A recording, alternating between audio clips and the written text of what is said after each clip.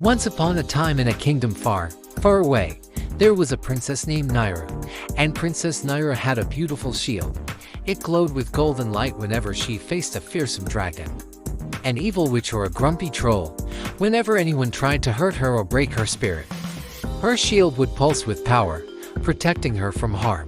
But one day, Nyra took her shield to the village square to show off to all the villagers. And all the villagers gasped in amazement at its golden glow. But then one of the villagers said, "Oh my, that's way too much shield. No one needs that much protection. You're too picky. You're hard to please. You'll end up alone." And Nyra's shield dimmed a little. So Nyra started to explain. She justified her shield. She defended its importance to her. But with every word, her glow faded a little more. She doubted herself.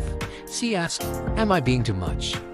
And as she shrank under their judgment, her shield grew weaker and weaker until it flickered and almost went out. But then something inside Nyra snapped.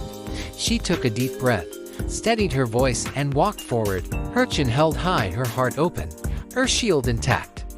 And even though the villagers continued to judge her, their words couldn't hurt her anymore because she didn't shrink her shield. She honored it. And honoring her shield made her stronger. It healed the doubts inside her. And as she walked away from the villagers, her glow began to rise again. She walked past the grumpy troll who snarled at her, but her shield pulsed with courage. She walked past the evil witch who hissed at her, but her shield glowed brighter. And when she faced the fearsome dragon, whose fiery breath could melt even the strongest armor, her shield blazed like 1,000 suns. The dragon roared, surprised by her radiance, and Nyra raised her shield to protect not only herself but the whole village. And in that moment, something amazing happened. All the villagers raised their own shields, some small and some big, some shaky and some strong. Some cried out in fear, but most breathed a sigh of relief because Nyra didn't shrink her shield. She stood firm, and standing firm set them all free. Then Nyra looked up and whispered, "Thank you," and the dragon smiled and disappeared into the clouds. Then Nyra turned to the villagers and said, "You don't have to apologize for your standards. Like me, stand tall." And as the villagers watched in awe, thousands of paper lanterns rose into the sky, each one filled with golden light, each one a shield against the darkness. And as the sky filled with shields, Nyra knew that she wasn't alone. She knew that she wasn't too much, too proud, too rigid, too picky or hard to please.